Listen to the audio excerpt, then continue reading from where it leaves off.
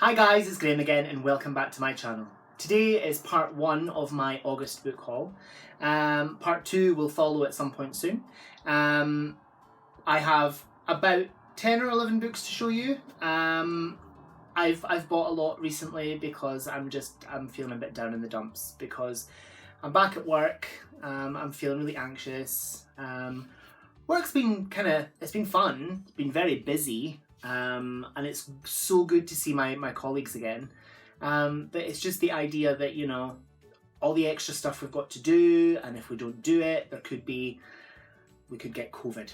You know, the big bad C word. But anyway, without much further ado, let's get into the books. So the first book I'm going to show you is a book that I bought from Akhnaton over at her Etsy, and it's a book of houseplants. Basically just a book of houseplants. My husband and I have got quite a lot of houseplants, and so far we haven't killed any. This just looks really cute, and I look forward to getting to this at some point, diving in and finding out about new plants that we can have in the house. We've got a lot of cactuses right now, or is it cacti? Anyway, so the next book that I got was another online purchase, and this time it was from DiAngelo, and this is Akhnaton by Agatha Christie, and this is a play. This is a facsimile edition of the first edition, which was published in 1973, I believe. At least that's what it says on the front. First edition since 1973, so we'll go with that. Let's have a look and see what it says. Okay, so Agatha Christie is known to millions for her detective stories. Yes. She is also a playwright of distinction and the author of such theatrical successes as Witness for the Prosecution, Spider's Web, and London's longest-running play, The Mousetrap. Akhnaton, now published for the first time, is an entirely new dramatic departure, and one which has never been performed, though it was written as long ago as 1937, at the same time as Death on the Nile, one of Agatha Christie's most famous crime novels. It tells the story of the young king Akhnaton, his beautiful wife Nefertiti, and his doomed attempt to replace the old religion of ancient Egypt with a new religion of love. The subject of this play gained in interest for the author after a visit to Luxor, where she became a friend of Howard Carter, the discoverer of Tutankhamun's tomb. I am so excited to get to this because A, I love Agatha Christie, and B, anything Egyptian floats my boat, and I'm so excited for this. And I can't wait. I'll read the back because it's slightly different to what was in the flyleaf. Agatha's most beautiful and profound play, brilliant in its delineation of character, tense with drama. The treatment comes as near to historical plausibility as any play about the past can be. The Egyptian court life and the vagaries of Egyptian religion come alive. The characters themselves are here submitted to exceptionally penetrating analytical treatment because they are not merely subservient to the denouement of a murder plot, but each one is a prime agent in the development of a real historical drama. And that is a quote from Max Mallowan, who was Agatha Christie's second husband. So I look forward to getting to that. Maybe one of these days I will learn to speak. Akhnaton by Agatha Christie. The next one, I picked this up in Tesco's. As a fan of true crime, anything sort of in that vein really fascinates me, and this story fascinates me greatly. It is I Survived by Victoria Cilliers. So this tells the story of the woman who was a skydiver, and her husband tampered with her parachute, and she miraculously survived, which is incredible. I shall read you the back. He charmed her, he trapped her, then he tried to kill her. When experienced skydiver Victoria Cilliers' parachute failed. I shall start again. When experienced skydiver Victoria Cilliers' parachute failed and she plunged to the ground, it looked like an accident. But as she fought to recover from her injuries, She was shocked to discover that the parachute had been tampered with and that the police suspected her husband, Emile. In I Survived, Victoria writes with powerful honesty about her relationship with Army Sergeant Emile and how the charismatic man she married gradually revealed a darker side, lying to her and chipping away at her self-worth until she was mentally exhausted and under his control. Further traumatised by her fall, she couldn't believe that her husband, the father of their 2 young children, wanted to murder her. How will she cope when Emile's trial brings more revelations into the open? And can she ever come to terms with the past? Moving and inspirational, this is the story of a brave woman who was put through hell and yet found the strength to forge a new life for herself and her children. I really look forward to getting to this because, like I say, true crime fascinates me, and this case I'm fascinated by. I mean, she fell from thousands of feet with a tampered with parachute and survived. And I believe he is rotting in prison, rightly so. I do apologise about the dog barking outside. We are in my bedroom. We live next to a busy road, so yeah, you can hear traffic and there are people out walking dogs. That's fun. The next book I bought was another one from Tesco's, actually. I've been oohing and ahhing about this one, or umming and ahhing about this one, I should say, for quite a while. It's White Fragility by Robin DiAngelo. The World and his wife have read this, and I haven't. And I need to, because again, Black Lives Matter, and we need to educate ourselves. Let's have a look and see. I'll read this to you. With clarity and compassion, DiAngelo allows us to understand racism as a practice, not restricted to bad people. In doing so, she moves our national discussions forward. This is a necessary book for all people invested in societal change. And that's a quote by Claudia Rankin, who wrote an American lyric. So I look forward to getting to this. So the tagline is, why it's so hard for white people to talk about racism. And this is an international bestseller. And obviously, it's a book that I need to get to soon because I need to educate myself further. The next book I got was a rather special book. I pre-ordered it back in December last year when I found out that it was being published. The author is a fellow booktuber and bookstagrammer, and I'm so excited to get to this. It is Boy Queen by George Lester. The tagline is "Life's a drag until you try." Now this book is gorgeous. This here sparkles slightly and it's just so pretty. I can't wait to get to this. It sounds awesome. The audience are losing their minds. I can't move. All I can do is stare, watching as every sequin sparkles, as she mesmerises me, pulling me into her world. Robin had it all figured out. A future on Broadway, a top secret boyfriend, and 2 ride or die best friends. Then all his worst nightmares came true. Now, his life is a hot mess. With nothing left to lose, Robin falls wig first into the glittering embrace of drag and comes face to face with the queen he was always meant to be. Robin's about to learn that sometimes your new self is your true self. Full of fun, sass and heart, hang on to your wig because it will be snatched. And that's a quote from Dean Atta, the author of Black Flamingo. And that is high praise indeed from an incredible author. And I cannot wait to get to this because George is just such a lovely person, and I can't wait to get to his book because, yeah, it sounds and looks incredible. So the next one was another one that I bought from Hannah Tay's Etsy, and again, as a fan of true crime, this really appealed to me. So this is Unsolved Murders and Mysteries, edited by John Canning. So there's a collection of crimes in here, everything from let's have a look.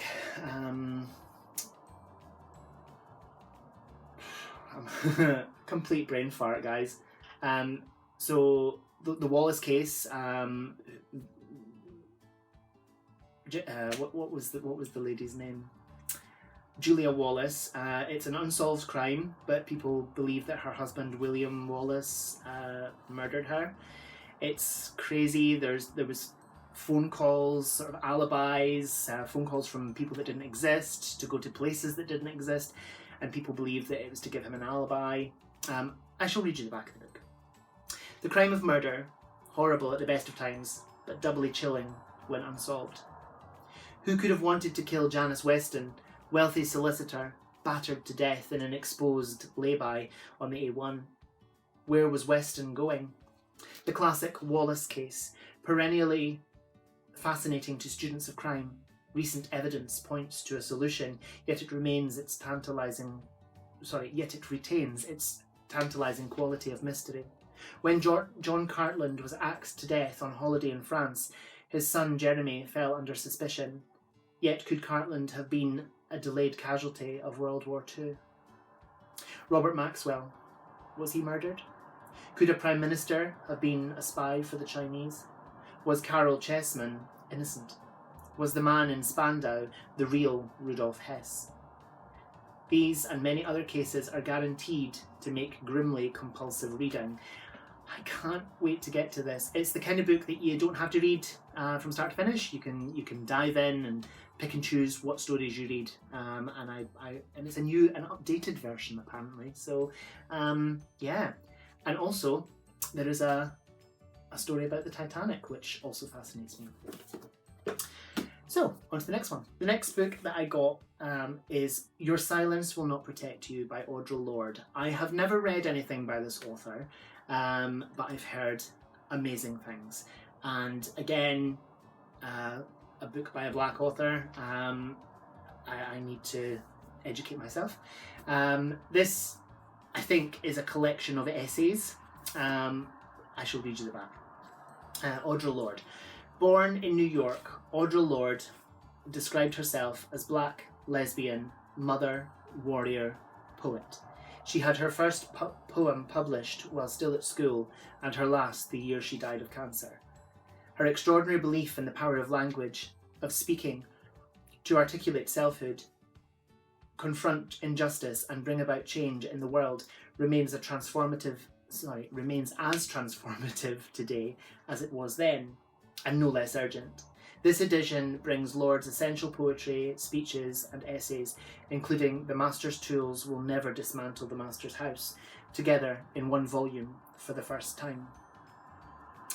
I honestly cannot wait to get to this. This sounds amazing. So it's a collection of poetry, speeches, essays, and it's by a black author about black issues, and that's something that I really need to brush up on, and I look forward to getting to it. So the next one that I got is a book by another booktuber, and it's Eric Carl Anderson, The Lonesome Reader, and this is his book that he had published in 2004.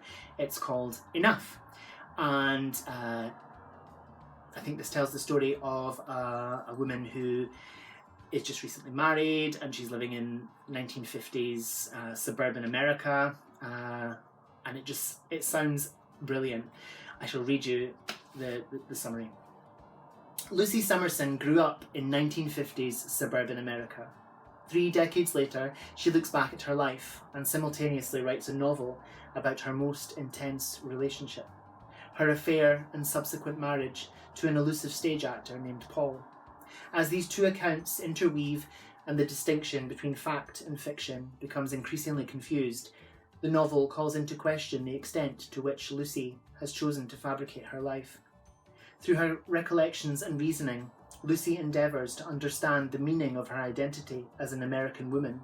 Enough examines the transformation of a nation's culture through an era of rapid change. So this is an excerpt. I call myself a reader. So this is a bit out of the book. I never wanted to be anyone but myself.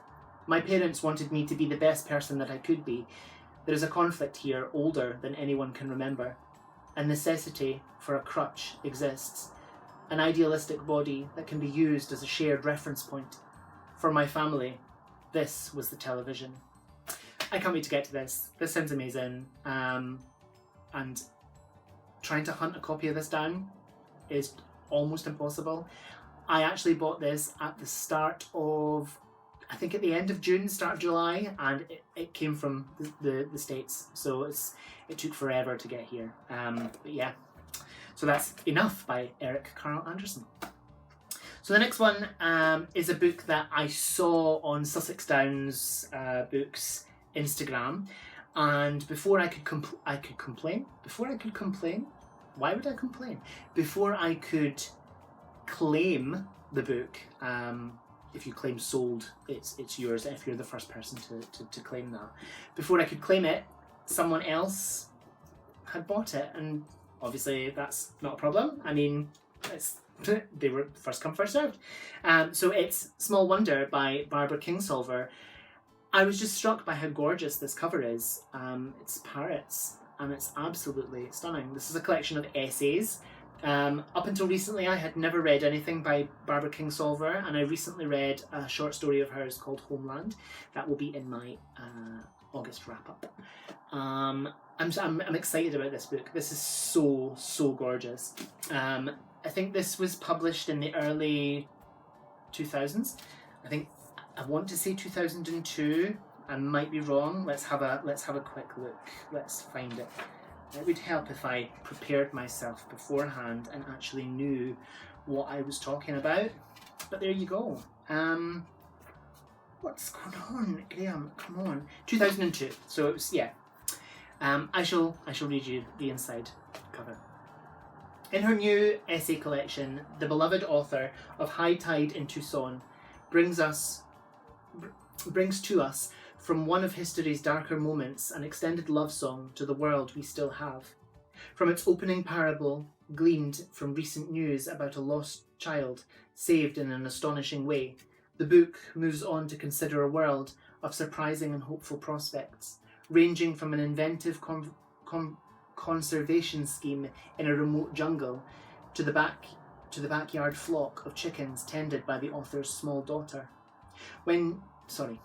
Whether she is contemplating the Grand Canyon, her vegetable garden, motherhood, adolescence, genetic engineering, TV watching, the history of civil rights, or the future of a nation founded on the best of all human impulses, these essays are grounded in the author's belief that our largest problems have grown from the Earth's remotest corners, as well as our own backyards. And it says that it's continued on back flap. And that answers may lie in those places too. In the voice Kingsolver's readers have come to rely on, sometimes grave, occasionally hilarious, and ultimately persuasive, Small Wonder is a hopeful examination of the people we seem to be and what we might yet make of ourselves. And also this book has, I don't know if you can see, but it has deckled edges, which are just, it's like book porn to me. I love deckled edges. So the next one that I got was another one from Dane Cobain and his eBay site. I will link that down below if I'm able to do that. This is Philip Pullman, Count Karlstein, the novel. I'd never heard of this before, and it really looked quite intriguing. So yeah, I picked it up. It does sound quite good. No one in the village of Karlstein dares to leave their homes on All Souls' Eve, the night Zamiel, the demon huntsman, comes to claim his prey. But the evil Count Karlstein has struck a terrible bargain with Zamiel, and so the lives of his two young nieces, Lucy and Charlotte, are in danger. Their only hope lies with Hilde, a castle maidservant, and her fearless brother Peter. Can they save the girls from their dreadful fate?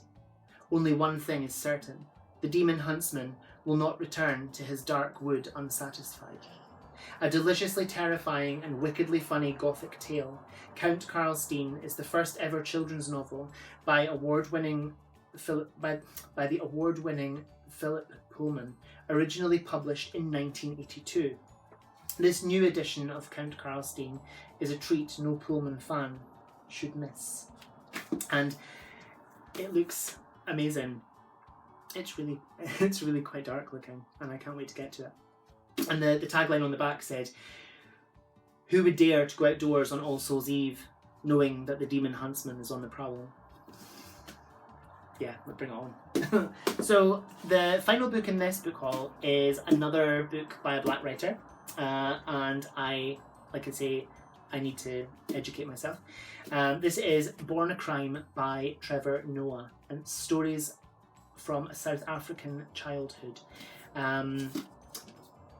So Trevor Noah's unlikely path from apartheid poverty to becoming one of the biggest names in comedy began with a crime: his birth.